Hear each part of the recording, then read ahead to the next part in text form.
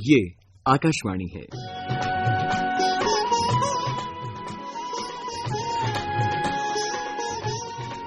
कहीं देर न हो जाए, प्रस्तुत है आकाशवाणी और विज्ञान प्रसार के संयुक्त प्रयास से तैयार प्राकृतिक आपदाओं की समझ और प्रबंधन पर आधारित विज्ञान धारावाहिक कहीं देर न हो जाए कि 13वीं कड़ी चक्रवाती तूफान, आंधी और ओलों की बरसात। कुदरत के संग मनमानी अब और न होने देना है, मानवता को आए दिन अब और न रोने देना है। आफत आए तो अधिक नुकसान नहीं होने पाए, कल से नहीं आज से चेतो कहीं देर ना हो जाए।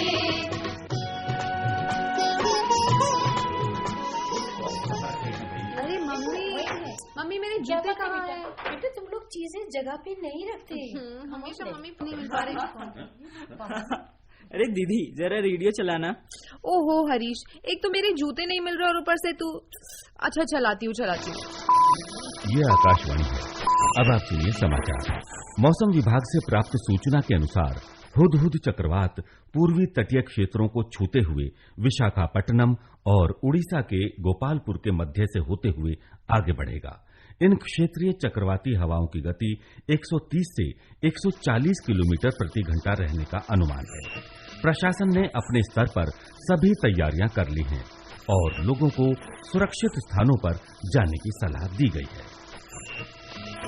दीदी कुछ गाने भी लगाओ, पापा तो हमेशा खबरें सुनते रहते हैं। हरीश, कितनी बार कहा है तुझे कि खबरें सुनना अच्छी बात होती है। वैसे पापा आजकल ये चक्रवात कुछ ज्यादा नहीं आने लग गए? हाँ अर्चना, पिछले कुछ वर्षों से चक्रवातों का प्रकोप सारी दुनिया में बढ़ रहा है। वैसे पापा क्या ये बात सही है कि चक्रवात, डस्ट स्टॉर्म वगैरह मानव की करतूतों के कारण अधिक आने शुरू हो गए हैं? अर्चना बेटा, कई शोध और आंकड़े ऐसा ही कहते हैं। वैसे तुम्हें किसने कहा? पापा वो मेरे स्कूल में टीचर है ना, वो बता रही थी। अच्छा। उनका कहना है कि हमने यानी मानव ने प्रकृति से इतनी छेड़छाड़ कर ली है कि अब प्रकृति हमें अपना बुरा रूप दिखाने लग गई है। तुम्हारी टीचर ठीक कह रही हैं। पर बेटा तुमने पूछा नहीं कि चक्रवात तो हमेशा से आते रहे हैं, फिर मानव ने उनकी तीव्रता में क्या योगदान दे दिया? मम्मी अब इतना तो मैंने पूछा नहीं। सच बताऊं ना तो मुझे तो ठीक से ये भी नहीं पता कि ये चक्रवात आते कहाँ से हैं। चलो तुम्हें ये तो पता है कि चक्रवात कुछ हैं। अरे हम तो 7वीं में ये भी नहीं जानते थे कि। अरे इला, अब यही तो संचार क्रांति का कमाल है। बातें सभी तक पहुंचनी शुरू हो रही हैं। हाँ, टेक्नोलॉजी के कारण ही तो हमने कल आने वाले चक्रवात की अभी से तैयारी कर ली है ना पापा? पर मुझे चक्रवात, ओले गिरना और धूल भरी आंधी या डस्ट स्टॉर्म के बारे में जानना है पापा। अरे तो भाई इसीलिए तो हम अपने दोस्त डॉक्टर हरिहर के घर जा रहे हैं। उनसे ही सब पूछना ये सब। अरे वाह पापा, वो तो मौसम विज्ञानी है ना? हाँ बेटा, मौसम विज्ञानी भी हैं और विज्ञान लेखक भी। अच्छा, फिर तो ना मैं उनसे खूब सारे सवाल पूछूंगी। ठीक है बेटा। अरे हरीश कब से कह रहा है गाना लगा दो, गाना लगा दो। तुम अपनी बातों में ही लगे हो। ए अर्चना, गाना लगा दो। अच्छा अभी लगाती हूँ। दीदी दूसरा गाना लगाओ ना। अच्छा अभी लगाती हूँ। लो भाई, आ गया डॉक्टर हरिहर का घर। ओहो, नया गाना नहीं सुनाया ना? चल लौट के भी सुन लेना नया गाना। चल अब मुंह मत बना। आइए भाई, गाड़ी से ही मुझे पता चल गया था कि आप लोग ही हैं। नमस्ते भाभी। नमस्ते। अरे अर्चना, तुम कितनी बड़ी हो गई हो। और ये कौन है? अरे हरिहर, जब 10 साल बाद मिलोगे तो ऐसा ही झटका लगेगा। अर्चना बिटिया को तो तुमने सही पहचान लिया। और ये है हरीश। अच्छा। अर्चना का छोटा भाई, अभी ये 3री क्लास में है। नमस्ते बेटा, नमस्ते बेटा। और तुम अर्चना? अंकल मैं 7th में पढ़ती हूँ। अरे वाह, गुड। और भाभी आप तो अभी कॉलेज में ही पढ़ा रही हैं ना? हाँ हाँ बिल्कुल, जीव विज्ञान। जब आप मिले थे तब मैं पीएचडी की थीसिस पर काम कर रही थी। हाँ, याद आया। आप कुछ फेफड़ों की क्षमता बढ़ाने पर शायद काम कर रही थी। जी जी जी, जी संकटा जंक्शन पर। तो हरिहर, बहुत अच्छा रहा तुमसे मिलना। तो अब हम चलते हैं। अरे क्या हुआ विवेक, अंदर नहीं आओगे क्या? अरे तुम सारी बात बाहर ही करना चाह रहे हो, तो मैंने सोचा अब हमें चलना चाहिए। Sorry dear. अच्छा भाई चलिए, सब अंदर चलिए, चलिए आइए। हाँ, चलिए।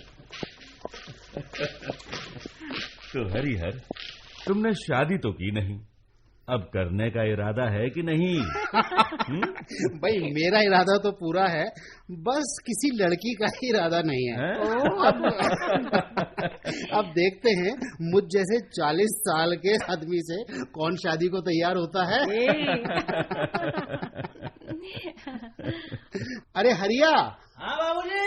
अरे भाई मेहमान आए हैं, कुछ चाय पानी तो लेकर आओ। अभी लाया बाबूजी। अरे वाह अंकल, आपका नाम हरिहर और आपके यहाँ काम करने वाले का भी हरिया। वाह, सब हरे हरे। अरे अर्चना, मुझे हरा रंग वाकई में पसंद है। हमारी प्रकृति का रंग हरा, खेतों का रंग हरा, पेड़ पौधों का रंग हरा। शायद किस्मत ने इसीलिए हरिया से मुझे हरिहर को और मुझे हरिया से मिलवा दिया। वैसे आपके लेख मैं और विवेक पढ़ते रहते हैं। आपके लेख भी प्रकृति और पर्यावरण से जुड़े रहते हैं। लगता है धरती के दर्द को आप सभी तक पहुंचाना चाहते हैं। सही कहा भाभी, अब तो हमें संभलना होगा, देर तो होती जा रही है। वैसे हरीश का मूड कुछ उखड़ा उखड़ा लग रहा है। अरे भाई क्या हुआ? कुछ नहीं अंकल, बस हमने ना इसकी पसंद का गाना नहीं लगाया, तभी थोड़ा नाराज है। अच्छा देखो हरीश, मैं तुम्हें अपनी नई किताब के कुछ रोचक फोटो दिखाता हूँ। ये देखो, ये मुझे भी। हाँ देखो ना, ये और ये कैसे लगे? बहुत अच्छे। अरे अंकल, ये पूरे शहर में पानी पानी है, बाढ़ आई थी क्या? हाँ हरीश, ये अमेरिका में आए कैटरीना हरिकेन के बाद की तबाही का फोटो है। और ये देखो, ये मैंने खुद खींची है। अंकल, आपने चक्रवात देखा है? हाँ, ये उसी का तो फोटो है। पर आपने तो हरिकेन कहा। देखो भाई, अलग अलग जगह अलग अलग नाम। जैसे उत्तरी अटलांटिक में 117 किलोमीटर प्रति घंटा से ज्यादा की गति वाले ट्रॉपिकल यानी उष्ण कटिबंधी चक्रवात को हरिकेन कहा जाता है। समझ आया? जबकि प्रशांत महासागर के विभिन्न भागों में इन्हें हरिकेन, टाइफून या तीव्र ट्रॉपिकल साइक्लोन कहा जाता है। हाँ बेटा, और उत्तरी हिंद महासागर में इन्हें तीव्र चक्रवाती तूफान कहते हैं तथा दक्षिण पश्चिमी हिंद महासागर में इन्हें ट्रॉपिकल साइक्लोन कहते हैं और हिंदी में इन्हें चक्रवात कहा जाता है। यानी हरिकेन, टाइफून, साइक्लोन, चक्रवात सब एक ही चीज के नाम है। हाँ अर्चना, बिल्कुल। अंकल, ये गोल गोल बादलों वाली फोटो कैसी है? ऐसे बादल भी होते हैं? हाँ हरीश, ये गोल आकृति चक्रवात की अंतरिक्ष से ली गई फोटो है। जो गौर से देखो। और ये जो तुम बीच में खाली गोला देख रहे हो ना, इसे चक्रवात की आंख कहते हैं। चक्रवात की आंख? अंकल, ये क्या होता है और ये बनते कैसे हैं? अच्छा देखो भाई, चक्रवात हर साल आते हैं। पर ये आते क्यों हैं? भाई ये ट्रॉपिकल चक्रवात असल में कम दबाव वाली एक प्रणाली है, समझे? जो आमतौर पर ट्रॉपिकल यानी उष्ण कटिबंधीय क्षेत्रों के ऊपर बनती है।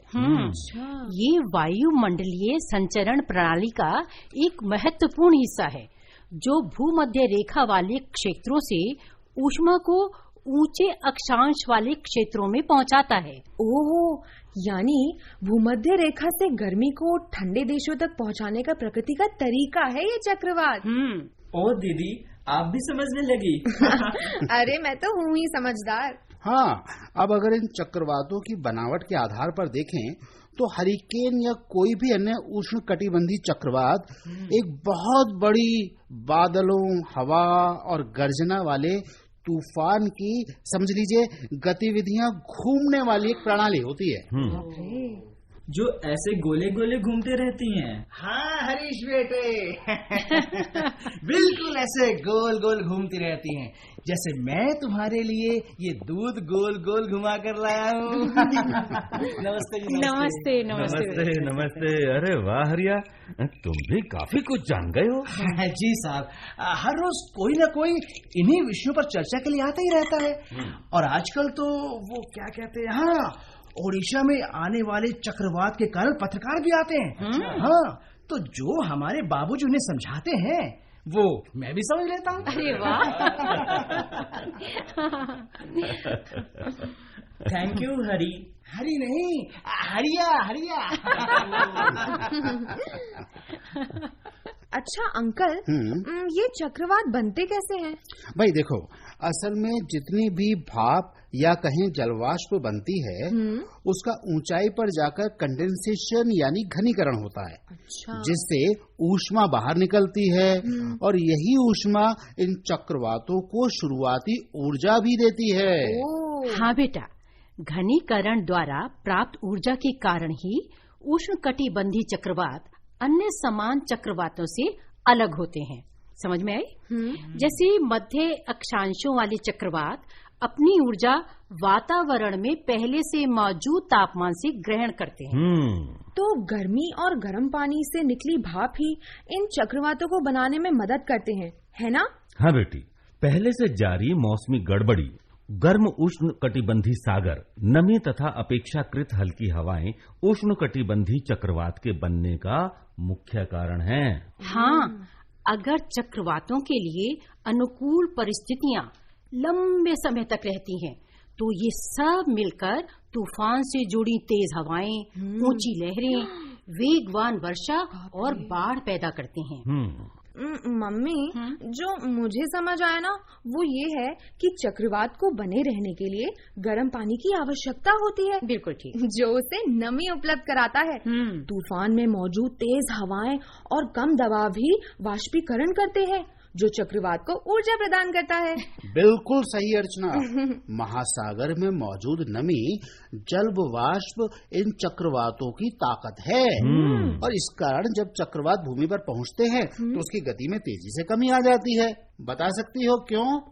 क्योंकि भूमि में उनकी ऊर्जा का स्रोत यानी भाप या जल वाष्प खत्म हो जाता है, इसलिए चक्रवातों की गति कम होते होते खत्म हो जाती है ना अंकल? बेटी, तुम तो बड़ी समझदार हो गई। अभी अभी तो हुई है।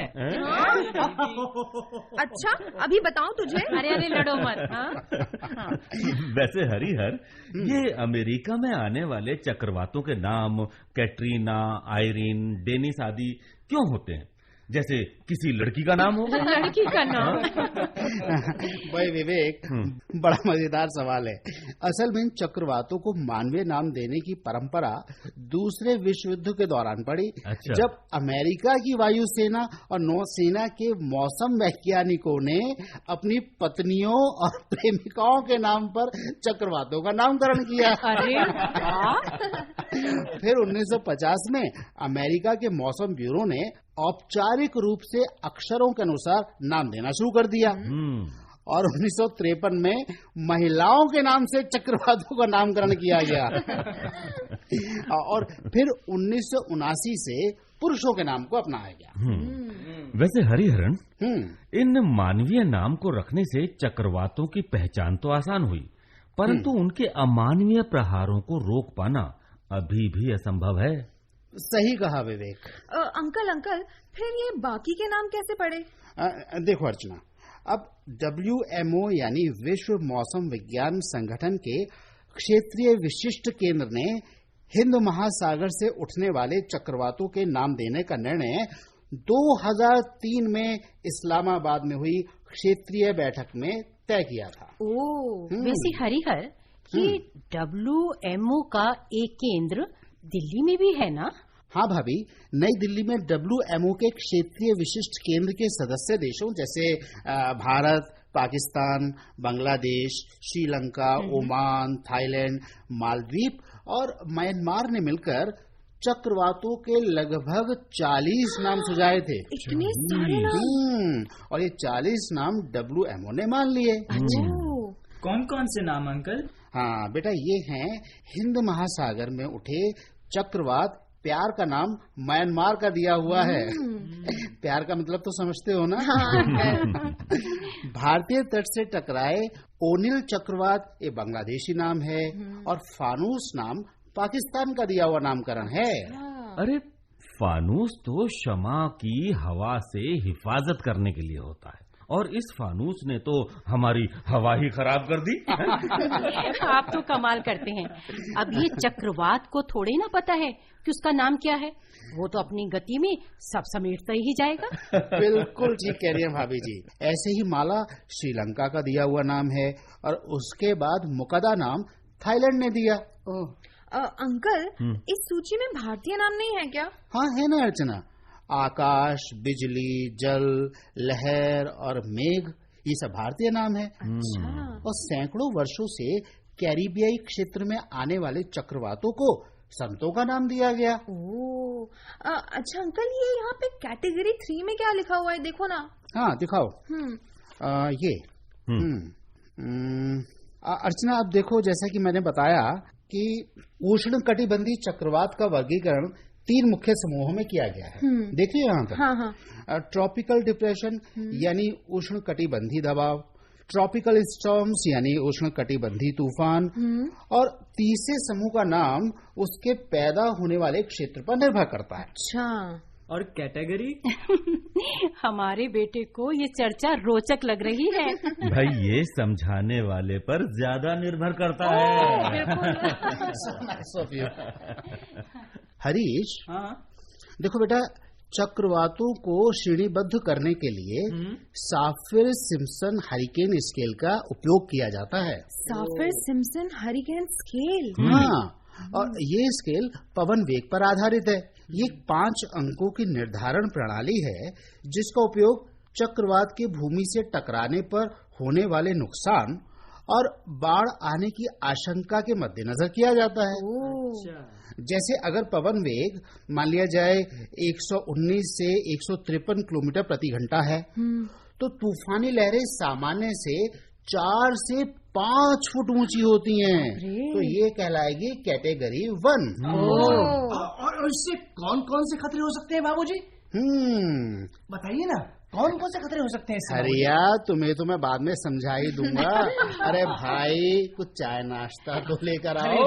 अरे मैं तो भूल ही गया बाबूजी, बस अभी लाया। हाँ। इसमें खतरे क्या बता रहे थे आप? हाँ भाभी, इसमें खतरे तो होंगे। चलते फिरते आवास, झाड़ियाँ और पेड़, कुछ तट पर लगे खंबे और कुछ तटीय इलाकों में बाढ़ भी आ सकती है। अच्छा अंकल, ये चलते फिरते हुए घर किसके होंगे? हरीश बेटा, कई देशों में लोगों के मोबाइल घर होते हैं। हाँ? जिन्हें वे अपने मिनी ट्रक के पीछे बांधकर ले जाते हैं। अच्छा। हाँ। अरे वाह, चलता फिरता घर, ये तो मुझे भी चाहिए। देख ले, कैटेगरी 1 के चक्रवात में कहीं तेरा घर ही घूमने फिरने ना निकल जाए।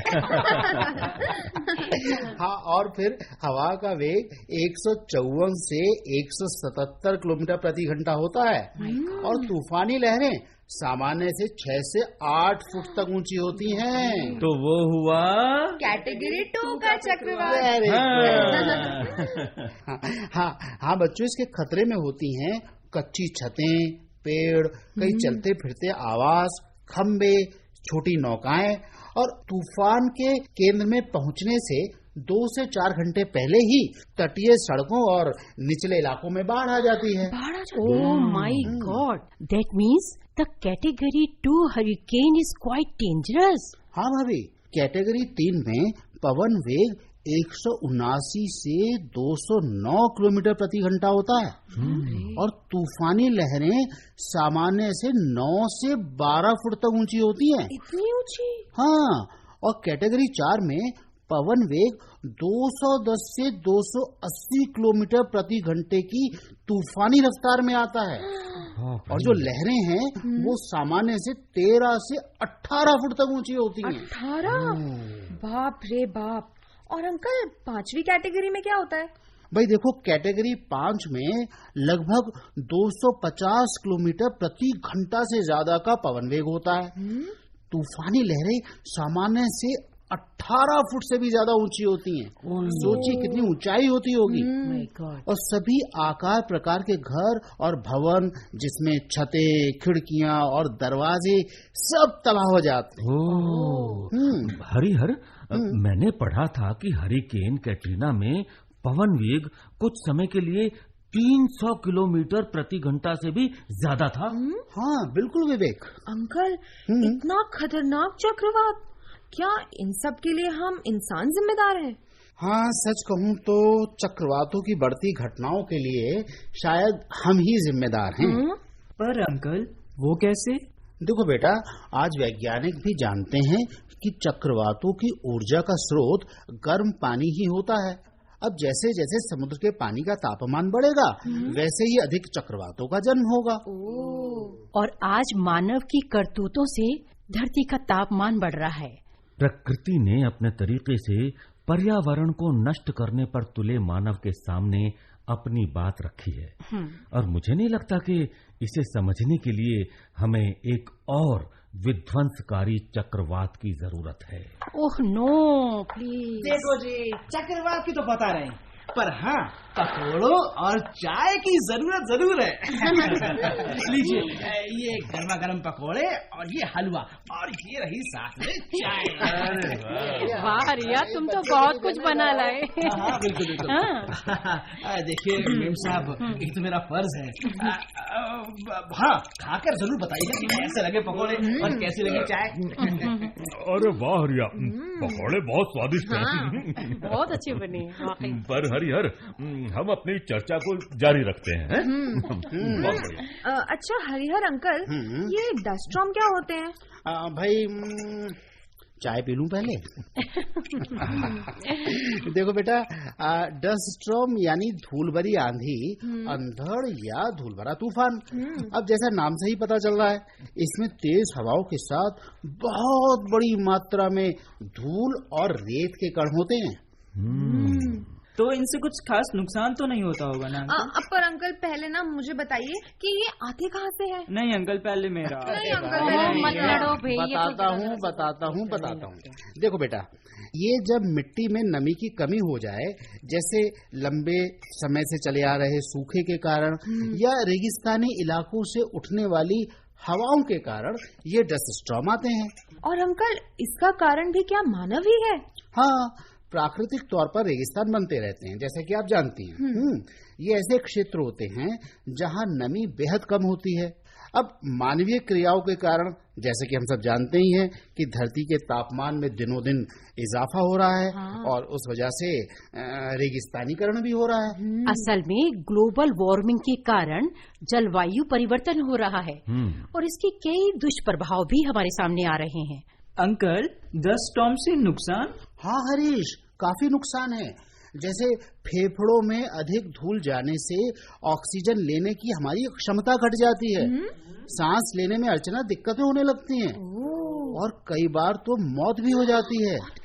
हाँ, जैसा अरब देशों में कई बार इस प्रकार की घटनाएं होती रहती हैं। पता है, कई बार तो भीषण डस्ट स्टॉर्म के कारण हवाई जहाज तक गिर सकते हैं, क्योंकि इंजन में धूल भर जाती है। यहाँ तक कि गाड़ियाँ खराब हो जाती हैं। ओह, फिर तो आंखों में धूल जाने का नुकसान भी होता होगा ना? बिल्कुल। हाँ बिल्कुल। और मिट्टी का क्षरण भी होता है, यानी नमी और वनस्पतियों का आवरण न होने के कारण मिट्टी धूल बनकर उड़ जाती है, जिससे खेती योग्य भूमि कम होती जाती है और इसका हमारी खाद्य सुरक्षा पर भी बुरा असर पड़ता है। हाँ बिल्कुल। अच्छा, कहते हैं ना कि लंबे समय तक धूल भरी आंधी से ग्लोबल वार्मिंग में कमी आ जाती है। कई बातें हैं, जैसे धूल के कण अगर अधिक मात्रा में वायुमंडल में हो तो वो सूरज की किरणों को धरती पर आने से रोकते हैं। जिस प्रकार धरती को चढ़ रहे बुखार में कमी आ सकती है, लेकिन इससे पौधों में होने वाली प्रकाश संश्लेषण प्रक्रिया भी तो बाधित होगी। और क्या, जब पौधे नहीं तो ऑक्सीजन कौन बनाएगा? खाना कहाँ से आएगा? अरे भूखों मर जाएंगे। सही पकड़ा मेम साहब, आपने सही पकड़ा। ठीक कहा भाभी जी। अरे हम प्रदूषण कम करें, पर्यावरण हितैषी तकनीकें जैसे ऊर्जा, पवन ऊर्जा, बायोगैस जैसे खेती में ड्रिप सिंचाई पद्धति, जैविक खेती जैसी तकनीकों को अपनाएं तो वैसे ही धरती का बुखार कुछ कम हो जाएगा। जरूरी है कि धूल उड़ाकर ही ताप को रोका जाए। सही कहा हरिहर आपने। अंकल, क्या हम पहले से चक्रवात, डस्ट स्टॉर्म वगैरह का पता लगा सकते हैं क्या? हाँ, क्यों नहीं बेटा। इसी कारण अब चक्रवात से हमारे देश में भले ही कुछ भवनों का नुकसान होता हो, लेकिन भाई किसी के मरने की खबर नहीं आती है। हाँ, बिल्कुल ठीक कह रहे हैं। देखो, सही। उपग्रह से प्राप्त चित्रों के आधार पर वैज्ञानिक पहले ही मौसम में होने वाली गड़बड़ियों की जानकारी दे देते हैं, जिन्हें मानकर हम अपनी और दूसरों की जिंदगी बचा सकते हैं। बिल्कुल। बहुत खूब अर्चना। अपने पर्यावरण की रक्षा करना हम सबका दायित्व है। प्रकृति को समझें और उसे सम्मान दें और सतर्क रहें। तभी तो जीवन के हर रूप को सजने का मौका मिलेगा। अरे वाइला, चक्रवातों के बीच में सजने की बात। ओहो, कम ऑन। अच्छा हरिहर, अब बहुत हुआ। अब चलते हैं। बहुत अच्छी आपने जानकारियाँ दी है। Thank you very much. लेकिन आते जाते रहिएगा। क्यों बिल्कुल, बेटे? पकौड़े जो खाने हैं। भाई घर आप ही का है। अरे बाबूजी नहीं आएंगे तो हम ही आ जाएंगे अकेले। और हरिया, मेम साहब को पकौड़े बनाना तुम्हें ही सिखाना पड़ेगा। मैं तो बस यूं ही बना लेता हूँ। आपको अच्छे लगे वो इसके लिए बहुत बहुत धन्यवाद। Okay, bye uncle. Bye bye बेटा। Take care. बाय। मानव जनित आपदा हो या कुदरत का हो कोई कहर, जागरूकता और सूझबूझ से मिल जाती है नई डगर। जो इंसान सजग हो जाए वही सुरक्षित हो जाए। कल से नहीं आज से चेतो, कहीं देर ना हो जाए। कहीं देर न हो जाए।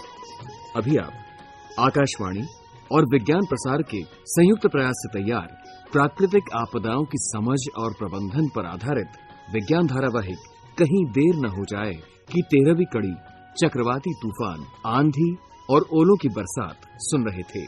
आलेख और अनुसंधान डॉक्टर अनुराग शर्मा, समन्वय डॉक्टर आर गोपीचंद्रन और डॉक्टर बी के त्यागी, निर्देशन डॉक्टर आर एस यादव, प्रस्तुति सहायक पंकज प्रसाद। इस कड़ी के प्रस्तुतकर्ता थे दिलीप झा। भाग लेने वाले कलाकार थे शारदा गुप्ता, मनोज बिसारिया, सुनील लोहिया, प्रवीण शर्मा और रिया राउटेला। दोस्तों, अभी जाइए नहीं, अब समय है आपसे किए जाने वाले सवालों का। हम आपसे 2 प्रश्न पूछेंगे। सही उत्तर भेजने वाले श्रोताओं को लकी ड्रॉ द्वारा निकाले गए परिणामों के आधार पर विज्ञान प्रसार द्वारा आकर्षक पुरस्कार दिए जाएंगे। हमारा आज का पहला प्रश्न है, कैटेगरी 3 के चक्रवाती तूफानों में हवा की गति क्या होती है? और दूसरा प्रश्न है, हुडहुड चक्रवात पूर्वी तट को विशाखापट्टनम और गोपालपुर के मध्य छूता हुआ आगे बढ़ा था, क्या ये सच है? हमारा पता नोट करें। विज्ञान धारावाहिक कहीं देर न हो जाए द्वारा केंद्र निदेशक, कमरा नंबर 615, नव प्रसारण भवन, आकाशवाणी, संसद मार्ग, नई दिल्ली 110001। आप अपने उत्तर ईमेल द्वारा भी भेज सकते हैं। हमारा ईमेल आईडी है radio@vigyanprasar.gov.in। हमें इंतजार रहेगा आपके पत्रों का। धारावाहिक कहीं देर न हो जाए कि अगली कड़ी इसी दिन और इसी समय लेकर अगले सप्ताह हम फिर उपस्थित होंगे। नमस्कार, शुभकामनाएं।